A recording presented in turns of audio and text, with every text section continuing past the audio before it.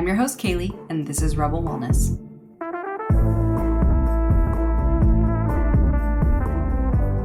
You've just tuned in to Rebel Wellness, the podcast that's here to revolutionize your approach to personal health and well-being. I'm your host, Kaylee, also known as Coach Kales, and I'm thrilled to have you join our Rebel community. In a world that's saturated with fleeting diet trends and unrealistic beauty standards, we believe it's time for serious change. Our mission is simple yet profound: to empower women like you to break free from the confines of today's diet culture and embrace a holistic approach to health that's sustainable for the long haul.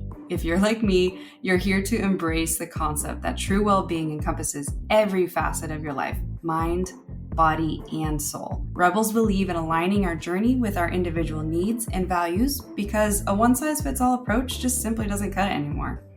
This podcast is your safe space to explore the depths of wellness, guided by myself, experts, real-life stories, and genuine commitment to your growth.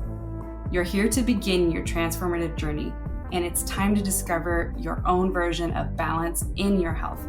Every week, when you tune into Rebel Wellness, we'll learn, grow, and rebel against the polarizing, outdated norms to finally achieve lasting vitality and joy. Because that sounds pretty great, right? Your journey starts now, and I am so excited that you're here.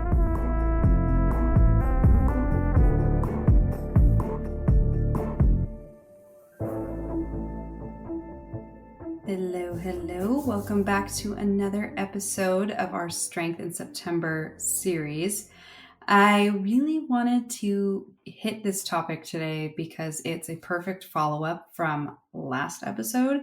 If you did not listen to episode 38, which is the replay from the self-love episode, I encourage you highly to go back and listen to that one and see if any of that resonates with you, because if you don't establish inner strength, it's going to make it really hard for you to access today's topic. So I really wanted to mention that because not only do I absolutely love that episode, I also know that it is kind of key for today's topic. But today's topic is kind of the cherry on top of a lot of the mindset and inner work that I think is super, super, super key to success long-term with changing your life for the long term. But as always, if you are new here, welcome to my podcast. I am so glad you're joining me. And if you haven't connected with me further on social media, I am currently on Instagram at Coach by Kales, as well as Rebel Wellness Podcast. And I am really excited to share with you guys some new content that is going to be kind of coming out now.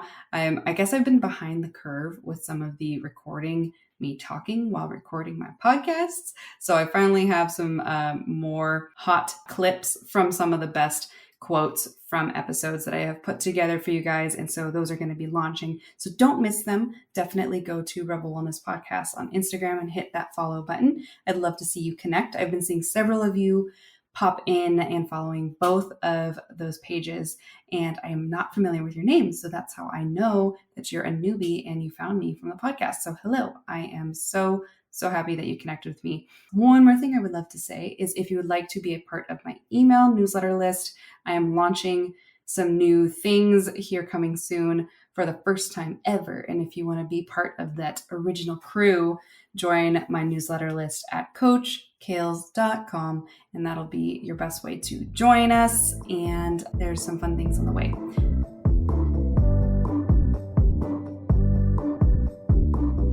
Okay, so today's topic is very, very important. And it honestly is actually down to the science of like psychological science and longevity. What separates the people that live longer, happier, and more satisfied lives and healthier lives than those who don't. And it's not a 50-50 thing. Like, honestly, there's only like maybe 10% of people who live healthy, long, happy lives. And then there's a very large group that doesn't. That's not the perfect statistics, but that is a lot of, like, if we think about it from even our own communities, there's definitely a smaller percentage of people who just seem to be like having their shit together. You know what I mean? Like, they're just like bad things happen to them and they're kind of like, it is what it is. I'm going to get through it, And then there's a lot of people who are like, my life is over. This sucks. Everything's raining on me. And, like there's a lot of different ways. And then there's some people who are completely indifferent. But at the same time, I just wanted to have a real quick pep talk chat about resilience in life, but further wellness resilience in life, because there's something that kind of gets missed in this topic. And I think most like life coach people and stuff will talk a lot about just resilience in general. And I'm going to talk a little bit about that too. But more so, I want to focus today on how you can prioritize and strengthen your own personal wellness resilience. I don't think that's actually a like coined term, but I'm going to coin it right now. Maybe it already has, who knows? But I'm going to use it today just to basically encompass specifically around foundations, habits, and mindsets that are wellness based. So your overall well-being specifically, not like resilience and business and things like that. But a lot of this honestly will like bleed into those things in your life. And that's what makes you have a more sustained, longer, happier, healthier life. Okay, so before I talk a little bit about my own personal wellness resilience journey, I wanted to share like a little clip and quote that I randomly stumbled upon when looking up Pierce Brosnan. Because my fiance and I recently watched like 2 movies that had him in it, and one of them, I can't remember. It's a recent movie, and I'm trying to think of who the heck or what the heck it was called. But anyways, Pierce Brosnan was in it, still looking like a silver fox. And we were like, how old is he? And I think he's 71 now. He's in his 70s. And I was like, dang, like if I look like that in my 70s, that's like J-Lo in her 50s, But we also then later watched Mrs. Doubtfire. And I forgot that he is the love interest for the ex-wife in that movie. So we were just kind of like Googling his background history. And it actually was a really fascinating story about his life. I had no idea that he had such a profound kind of life change. So I wanted to share something from that article I read about him, because it was something very, very correlated to having a resilience mindset. So the thing we were kind of looking up is like, how the heck did he age so well? Like, why does he look so young? Like, he still kind of looked like maybe early 60s to us, not 70s. And apparently whoever wrote this article wanted to interview him about that as well. But apparently his first wife died of ovarian cancer, and then his daughter also died from the same cancer several years later. So he's lost like his entire family in his early life. And he went into like really deep depression and grief, like as you'd expect, like as all of us would go through. And then went on kind of a soul searching kind of journey because he wanted to get out of this funk. And he, interestingly enough, turned to like the therapeutic qualities of painting to help him like grow out of this grief that he was experiencing. And I'm sure there was a lot more to it than just painting, but it was through that mode of kind of stress management or just kind of mental health reframing and such that he was able to rebuild his life and found love again and everything. He has a second wife now. But the approach that he credits to his physical youth and mental youth and just good health in general is this. And I'm going to read his quote. I think I found good faith in my life and good faith in myself. You have to have good faith. You're going to suffer one way or the other. You're going to. It's truly unavoidable. And so you just have to know that the days will get better. And you just have to endure whatever pain has been given to you and then put it down and try to do a good thing. And so he's essentially kind of talking about how he is just continually moving forward, putting down the pain from his past and looking forward to the next thing to get through whatever obstacles he comes across, and just stays in a more positive mindset and focuses on things that bring him joy and that he loves, etc. And it's not in a way of toxic positivity, because he not at all is stating like, just be happy, just smile, blah, blah, blah. He literally is just saying that you kind of just have to let things go and move forward, but focus on the things that support your joy, support your happiness, And not just with him, they also did several psychology studies on this concept. And when they looked through some of the blue zones, like the remote regions where people live into like centennial zones, or basically anything farther past 85 years old, they found that the three top personality traits that were in common with everybody who was at the top age and were living and happy and thriving and healthy was positivity, stubbornness, and strong work ethic. So like grit. And a lot of people might think of stubbornness as like a negative trait, but in reality, it's another aspect to resilience, because you have to be stubborn enough to want to keep going, to want to keep moving forward, to get through whatever obstacle you are facing, And not only that, if you can bring into the mix positivity as much as possible and a really good work ethic, you're most likely going to be able to be resilient to anything that you face in life, because people who lived up to their 90s to 100 or so, like they've been through so many seasons of the world, like the world that has happened ever since 1900s to now has had a lot of significant strife and other significant events that are not necessarily easy to deal with and would potentially put many people, which it did put many people, into depression, PTSD, a whole bunch of different mental health challenges like that, and just literal physical challenges. Like the reason why all of our grandparents, I'm speaking about my grandparents, I just turned 30, so like my grandma was born in 1932, all of her recipes and her habits of like hoarding things and having these really cheap like lentil-based and rice-based recipes were because she lived through the Depression, and just literally life was harder to get enough like good quality food on the table. So you had to get really savvy and figure things out and get your family through, And so anyways, I'm not trying to go on too big of a tangent there, but it's just really important to kind of put into perspective before we talk about more of the wellness resilience, that in life in general, you focusing on protecting your own mindset and foundational habits might just be what separates you from having a more miserable, possibly shorter lifespan, or more riddled with disease or things like that, or a happier, stronger, more balanced and rooted life for a longer lifespan, So it's just important to kind of put that into perspective for yourself and really observe, does that stuff matter to you? Because I'm sure there's a lot of people who would rather just do the whole like live fast, die young thing. But if you're somebody who's been listening to my podcast or follows me in general, you know that I'm here to play the long game and enjoy life to the fullest as much as I can. And not everything's going to be perfect and living your best life, quote unquote, 24/7. But you can live your best life 24/7 if you're in the mindset where day-to-day things and challenges don't derail you, and that they don't make you completely hate your life and treat others in our society worse just because things are harder for you.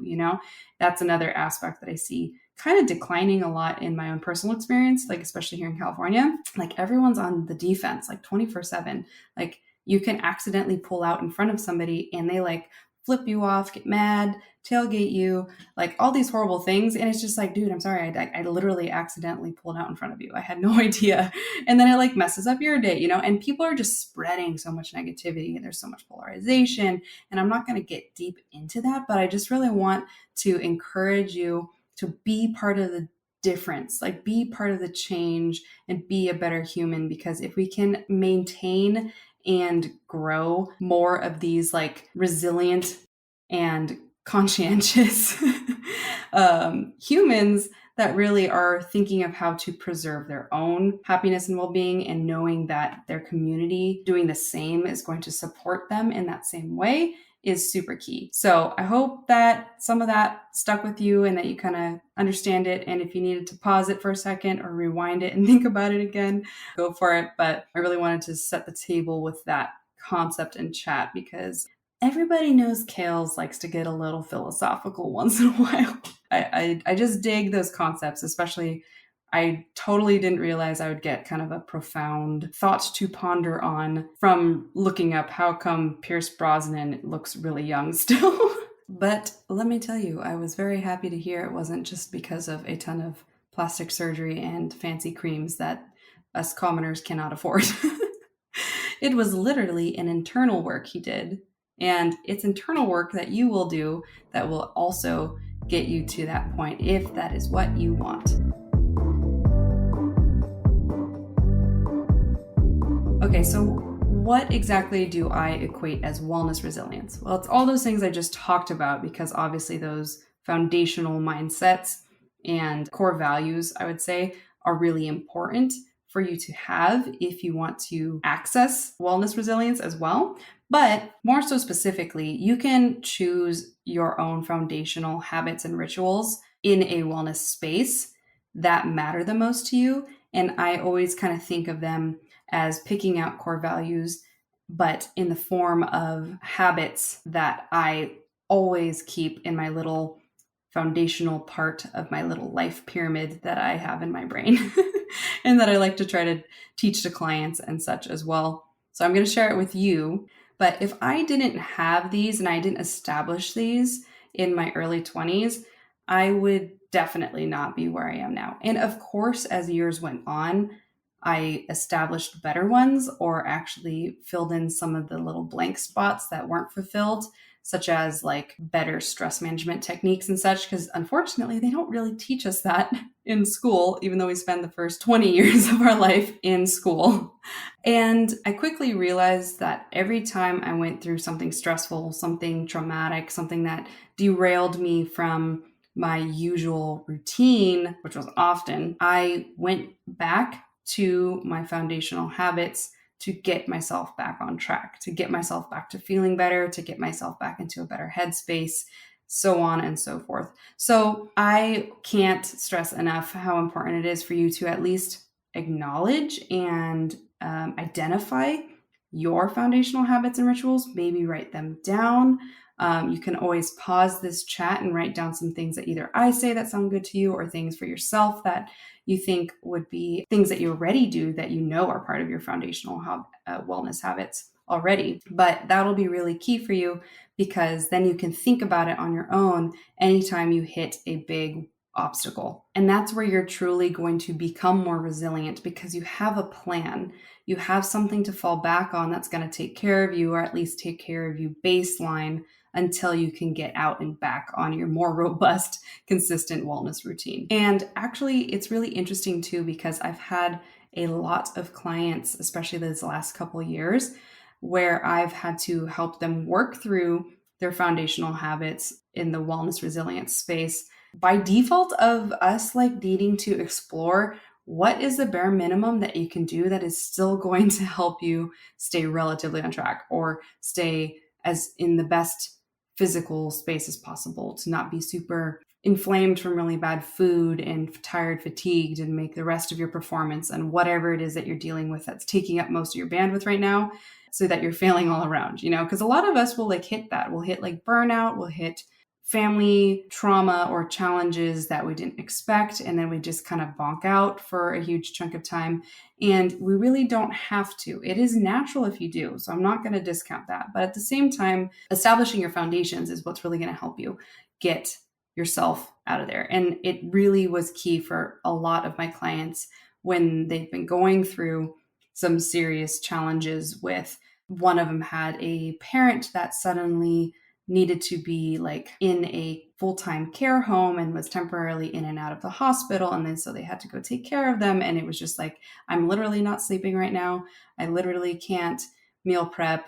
I literally can't go to the gym. Like, what do I do? And I've had other clients where it's just like, I literally have, I'm going to stop saying literally. I have so much stress managing my two children. I can't get any rest, same kind of stuff. Any obstacle in life really just takes away from our health. And the really, really, really bad thing we have in our society is we wayside all of our foundational health habits first. And we almost wear it like a badge of honor, like we are very noble to be like, well, I'm not going to take care of myself because there's all this other stuff going on, or I have to take care of other people, so I can't take care of myself. And that's literally the worst thing you could ever do, and the worst example you could set for anybody else in your life.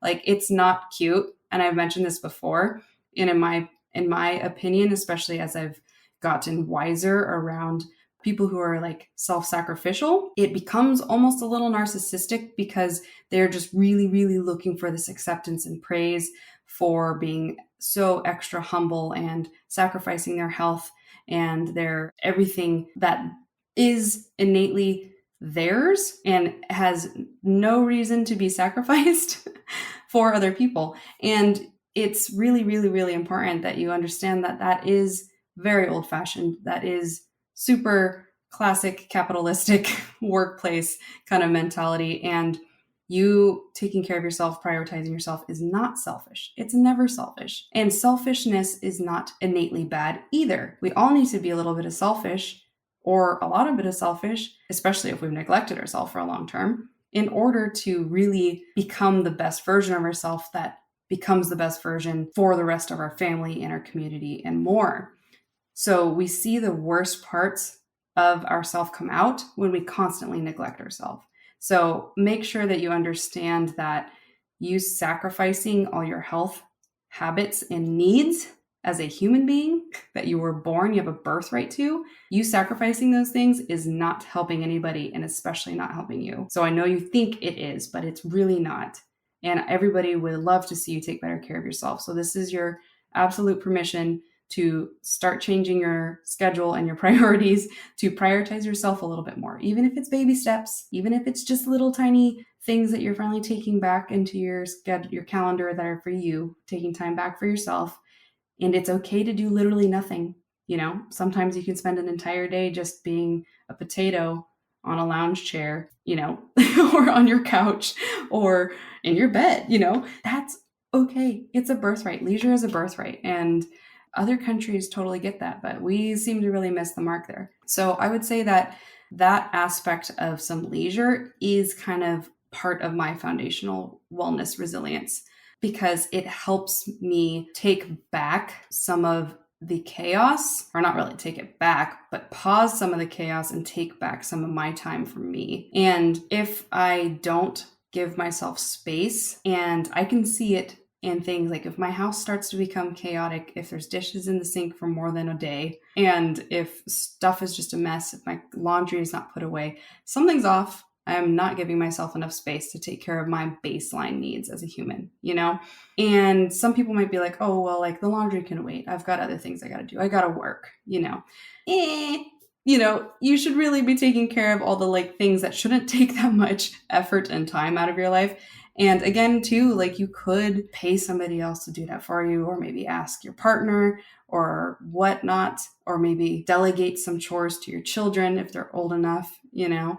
But simultaneously, if there's things that are really important to you that you like to keep in your day-to-day that you like to do for yourself, maybe it's a longer skincare routine, maybe it's an occasional bath. If you're starting to sacrifice that and you can't remember the last time you did it, you should really take some time back. Take some time back for yourself. And that is one of the best ways you can remain resilient, because you realize that the world is going to keep happening around you no matter what, with or without you. And I know that that's going to sound really aggressive, but it's the truth. There's so many countless times that I'll just like sit in a forest. Like we were up in where my childhood cabin was, up in the forest near South Lake Tahoe for my birthday a couple weekends ago. And I was just sitting out on the porch trying to just be present and exist. And I was observing the trees swaying in the wind and all that kind of stuff. And I can't help but think every time I experience things like that, that like this calmness right now, this like stillness is happening at the same time as my chaotic life when I'm back in the Bay Area, hustling around with clients and all that kind of stuff. It's still somewhere else. It's still happening, you know, and whether or not I'm showing up to work, it's still happening. Am I experiencing that every day? No. Should I experience it every day? Probably not necessarily, because I do love what I do. But at the same time, like everywhere you go and what you do is really dictated towards what your current existence is and where your peace is. If you don't have a lot of peace with yourself, you're probably going to be chaos all the time, trying to fill your time with something because you don't really want to be sitting in silence and observing yourself, or just being present in nature, and nature is like the best place to be present. So if you haven't done that in a long time by yourself or whatever, I really encourage you to go do that, because it can be not only medicine for the soul, but also help you take that foundational wellness space to recenter yourself and really work through some things that maybe are bogging your brain down, and just be still. Being still is a skill.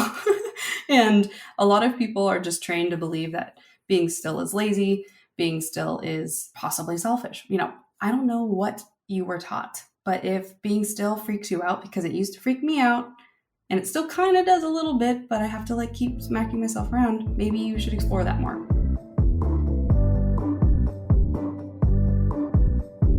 The next parts, though, of my own personal foundational habits that keep me resilient are I triage these needs first.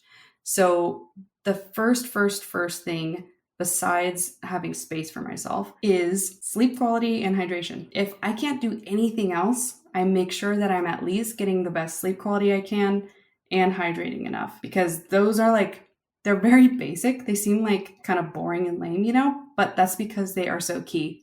A human body just needs that, and it will feel a million times better than crazy supplements, eating perfectly, eating clean, whatever, doing crazy Peloton spins or crazy CrossFit workouts.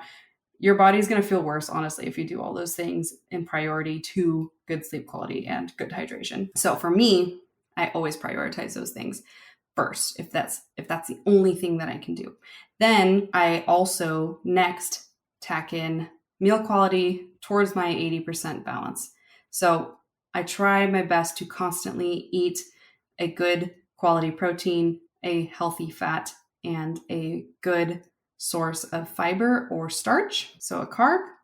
And I try to make sure that I have 3 square meals a day, sometimes some snacks. It really depends on it, but I always make sure I have protein in every meal. That's what works the best for me, because I am an active person. I do have more muscle than the average female, so I need that.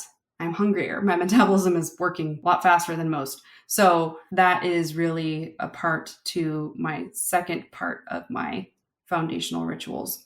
Then I also make sure that I am walking at least daily a little bit, or at least have enough steps, which basically is walking, but it's not a specific activity like going out on a walk. I like to always prioritize one walk at least. The pandemic really exacerbated that. I think everybody started to be I need my daily walk, especially in Oregon, because we don't get sunshine up there, And anytime it was sunny, I felt like I was robbing my life of one little treat of the day when I didn't go out and walk outside.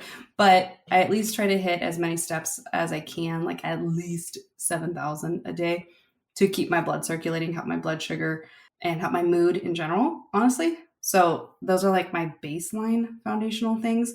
And then if I can, something that I always keep in my routine is some sort of weightlifting or a more intensive activity at least 2 times a week. So if I have so much going on that I can't do anything else, I at least make sure I prioritize my sleep, my hydration, most of my meals as best as I can control, especially focusing on higher protein. I make sure I can get walks in and try to keep my activity up a little bit higher. And I make sure that I can at least resistance train or get my heart rate up for a little bit more of a significant spike at least 2 times a week. So those are my personal foundational health habits that I keep weekly. This is all based on what I think about day to day or week to week.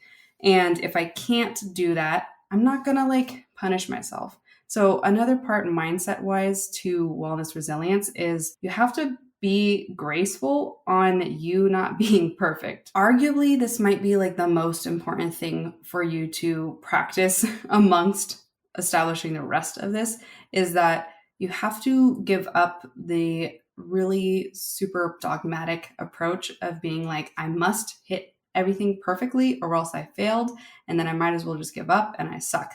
What? No.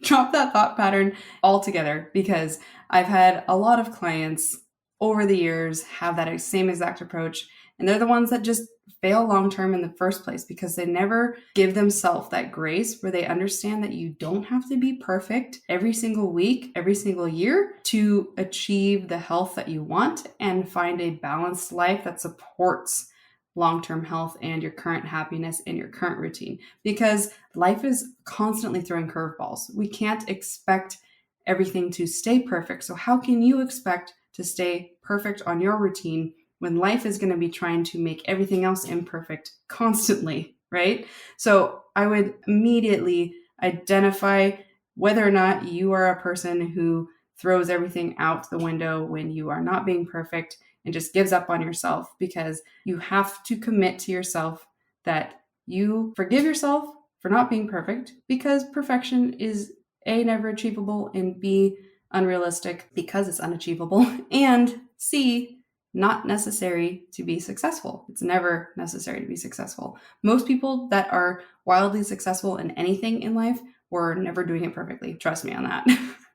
So don't hold yourself to that stupid standard. It's literally, like I said, stupid standard. And it's something that is kind of honestly established, especially for females, to make us continually feeling small and imperfect and needing to do better, needing to buy more, not good enough, whatever keeps us small is where that concept came from. And it's dumb. So please throw that perfection concept out the window as soon as possible. Come to terms with it. Let it go. It's fine. Because for myself, like when I'm talking about when I have crazy weeks, like I'll tell some of my clients, like I legitimately got one workout this week, and that's okay. Like I used to do 4 to 5 workouts a week through college and my early 20s. And then I realized that like I was overtraining, and at the same time, I was not listening to my stress cues and what my body really needed. If my body needs rest because I am doing too much in work or in life for whatever reason, and it takes away from my workouts, that's okay. I'm not doing bad because I'm not doing the workouts. I'm already doing more, managing all this extra stuff. So if I have extra stuff going on one side, I need to reduce on the other side. And reducing on the other side looks like not working out that week.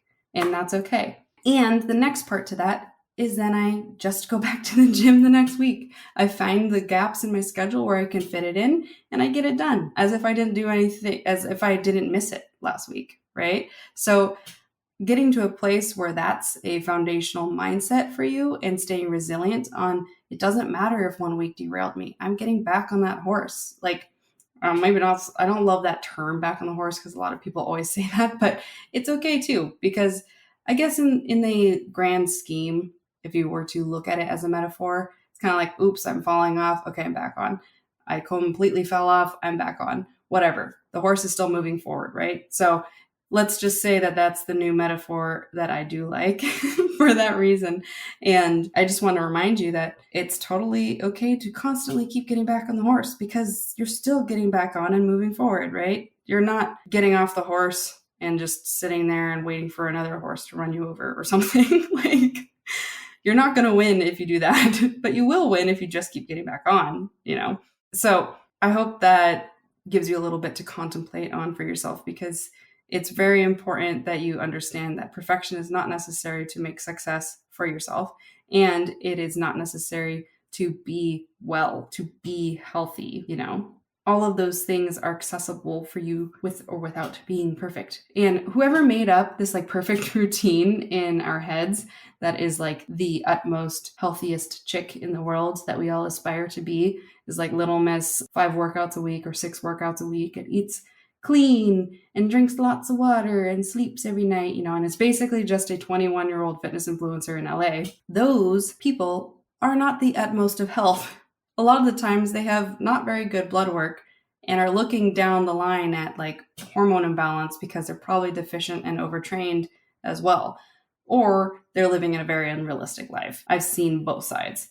So don't measure yourself against any of that. And none of that was ever necessary for you in your individual self, with your individual ethnicity and upbringing and everything that makes you you. You don't need all of that arbitrary perfection to be successful with your wellness, But to kind of put a bow on all of this, for your own personal wellness resilience.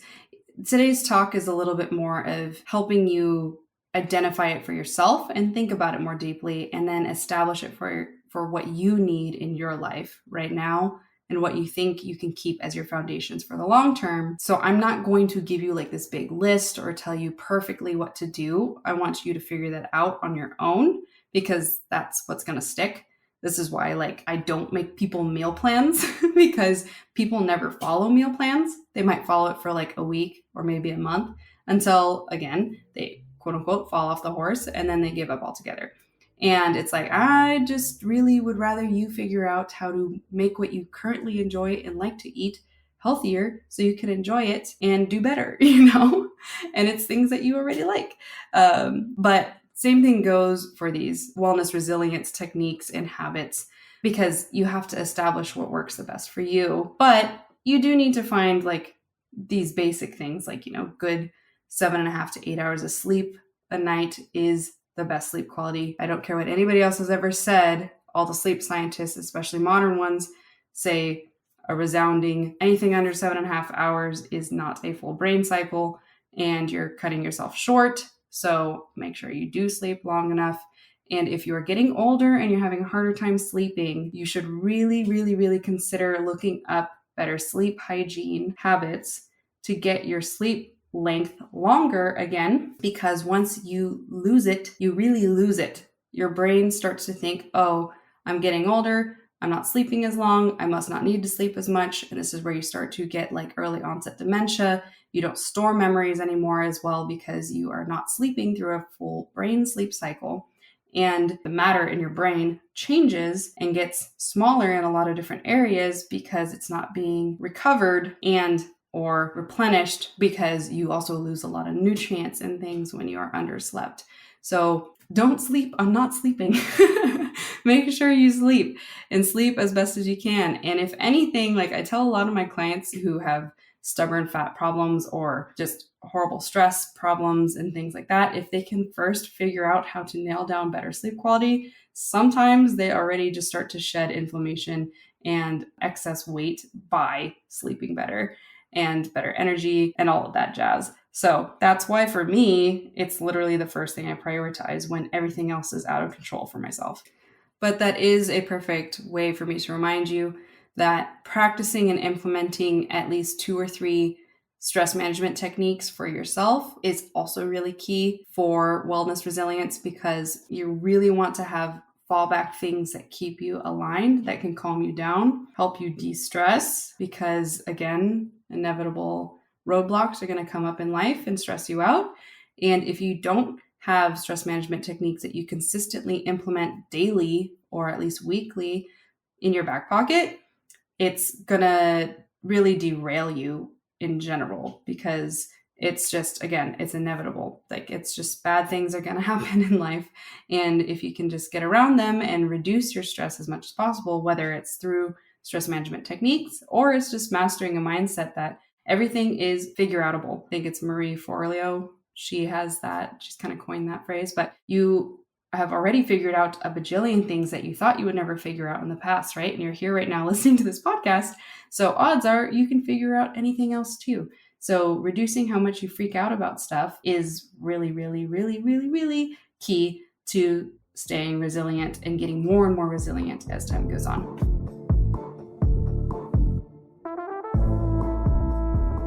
All right, friend, I think that is going to wrap up today's chat. I hope this pep talk was good and kind of spoke to you. Hopefully I got through everything with some good clarity for you. I know there's like several little tangents in there, but it's just an area that is more in depth than we sometimes might think. And I think it's really worth giving a good in-depth chat about it together. But okay, that's it for today's episode, and I would love for you to rate and review this podcast if you enjoyed it.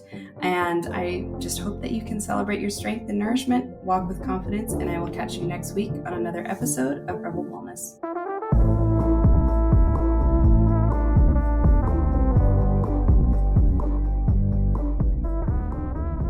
If you you are still listening, thank you for tuning in to our latest episode of Rebel Wellness. If you've been enjoying our conversations around health, fitness, and wellness, I have some exciting news for you.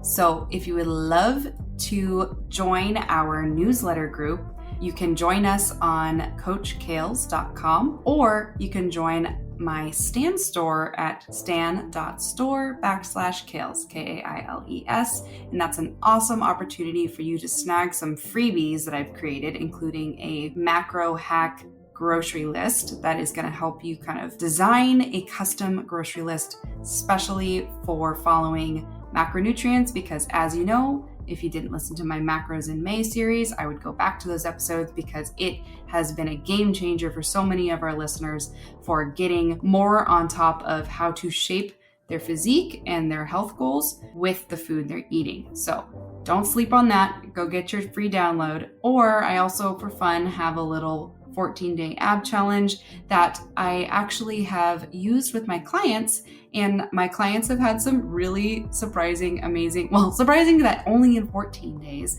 you can have such great progress with your core strength and your abdominal muscle tone in general. So that is also free on my Stan store. So again, STAN, like Stan the man, stan.store/Kales, and you can also join our newsletter from that.